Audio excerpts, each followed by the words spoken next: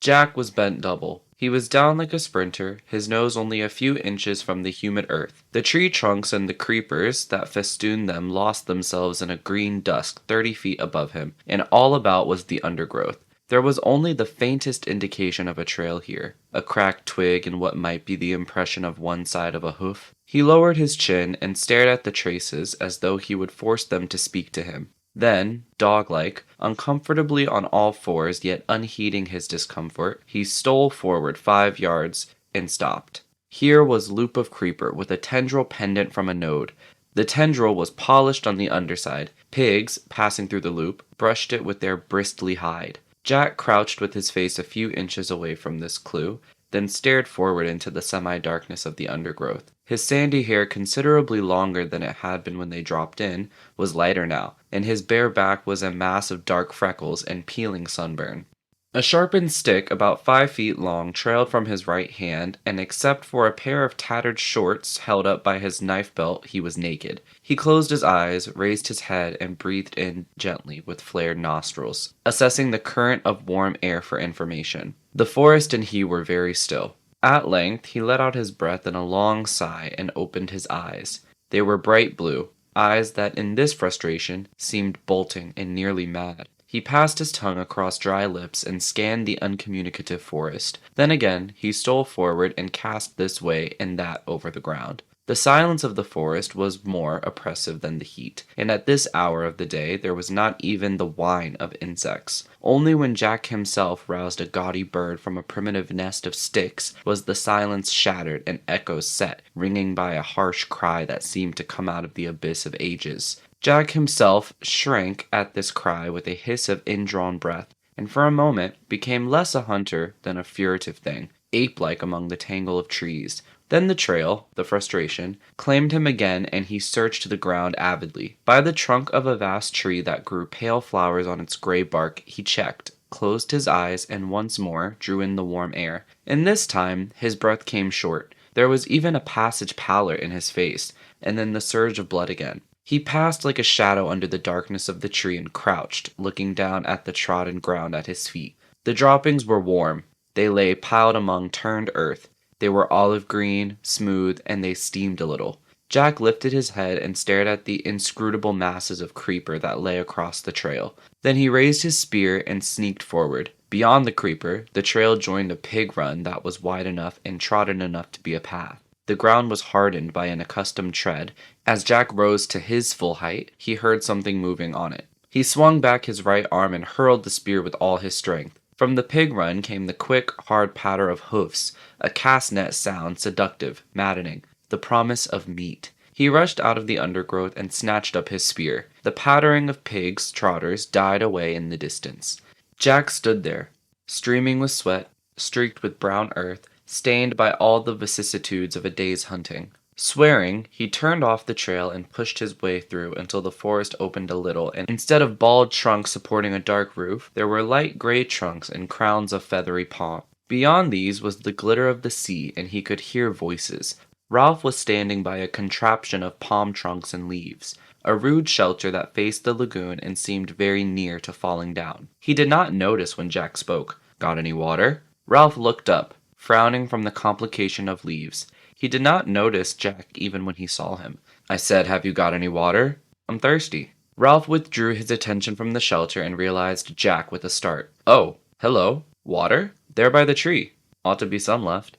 Jack took up a coconut shell that brimmed with fresh water from among a group that was arranged in the shade and drank. The water splashed over his chin and neck and chest. He breathed noisily when he had finished. "Needed that." Simon spoke from inside the shelter. "Up a bit." Ralph turned to the shelter and lifted a branch with a whole tiling of leaves. The leaves came apart and fluttered down. Simon's contrite face appeared in the hole. "Sorry." Ralph surveyed the wreck with distaste. Never get it done. He flung himself down at Jack's feet. Simon remained, looking out of the hole in the shelter. Once down, Ralph explained. "Been working for days now. And look!" 2 shelters were in position, but shaky. This one was a ruin. And they keep running off. You remember the meeting? How everyone was going to work hard until the shelters were finished? Except me and my hunters. Except the hunters. Well, the little uns are. He gesticulated, sought for a word. They're hopeless. The older ones aren't much better. Do you see? All day I've been working with Simon. No one else. They're off bathing or eating or playing. Simon poked his head out carefully. You're chief. You tell him off. Ralph lay flat and looked up at the palm trees and the sky. Meetings? Don't we love meetings? Every day, twice a day, we talk. He got on one elbow. I bet if I blew the conch this minute, they'd come running. Then we'd be, very solemn, and someone would say we ought to build a jet or a submarine or a TV set. When the meeting was over, they'd work for 5 minutes, then wander off or go hunting. Jack flushed. We want meat. Well, we haven't got any yet, and we want shelters. Besides, the rest of your hunters came back hours ago. They've been swimming. I went on, said Jack. I let them go. I had to go on. He tried to convey the compulsion to track down and kill that was swallowing him up. I went on. I thought, by myself. The madness came into his eyes again. I thought I might kill. But you didn't. I thought I might. Some hidden passion vibrated in Ralph's voice. But you haven't yet. His invitation might have passed as casual, were it not for the undertone. You wouldn't care to help with the shelters, I suppose. We want meat, and we don't get it. Now the antagonism was audible. But I shall. Next time. I've got to get a barb on this spear. We wounded a pig, and the spear fell out. If we could only make barbs, we need shelters. Suddenly, Jack shouted in rage. Are you accusing? All I'm saying is we've worked dashed hard. That's all. They were both red in the face and found looking at each other difficult. Ralph rolled on his stomach and began to play with the grass. If it rains like when we dropped in, we'll need shelters, all right. And then another thing. We need shelters because of the... He paused for a moment, and they both pushed their anger away. Then he went on with the safe, changed subject. You've noticed, haven't you? Jack put down his spear and squatted. Noticed what? Well, they're frightened. He rolled over and peered into Jack's fierce, dirty face. I mean, the way things are, they dream. You can hear 'em. Have you been awake at night? Jack shook his head. They talk and scream, the little ones. Even some of the others, as if it wasn't a good island. Astonished at the interruption, they looked up at Simon's serious face. As if, said Simon, the beastie or the snake thing was real. Remember? The two older boys flinched when they heard the shameful syllable. Snakes were not mentionable. As if this wasn't a good island, said Ralph slowly. Yes, that's right. Jack sat up and stretched out his legs. They're batty. Crackers. Remember when we went exploring? They grinned at each other, remembering the glamour of the first day. Ralph went on. So we need shelters as a sort of home? That's right. Jack drew up his legs, clasped his knees, and frowned in an effort to attain clarity. All the same, in the forest. I mean, when you're hunting, not when you're getting fruit, of course, but when you're on your own. He paused for a moment, not sure if Ralph could take him seriously. Go on. If you're hunting, sometimes you catch yourself feeling as if... He flushed suddenly. There's nothing in it, of course. Just a feeling. But you can feel as if you're not hunting, but being hunted, as if something's behind you all the time in the jungle. They were silent again. Simon intent, Ralph incredulous and faintly indignant. He sat up, rubbing one shoulder with a dirty hand. Well, I don't know. Jack leapt to his feet and spoke very quickly. That's how you can feel in the forest. Of course there's nothing in it. Only... He took a few rapid steps toward the beach, then came back. Only I know how they feel. See? That's all. The best thing we can do is get ourselves rescued. Jack had to think for a moment before he could remember what rescue was. Rescue? Yes, of course. All the same, I'd like to catch a pig first. He snatched up his spear and dashed it into the ground. The opaque, mad look came into his eyes again. Ralph looked at him critically through his tangle of fair hair. So long as your hunters remember the fire, you and your fire. The two boys trotted down the beach and, turning at the water's edge, looked back at the pink mountain. The trickle of smoke sketched a chalky line up the solid blue of the sky, wavered high up and faded. Ralph frowned. I wonder how far off you could see that. Miles. We don't make enough smoke. The bottom part of the trickle, as though conscious of their gaze, thickened to a creamy blur which crept up the feeble column. They've put on green branches, muttered Ralph. I wonder. He screwed up his eyes and swung round to search the horizon. Got it. Jack shouted so loudly that Ralph jumped. What? Where is it? Is it a ship? But Jack was pointing to the high declivities that led down from the mountain to the flatter part of the island.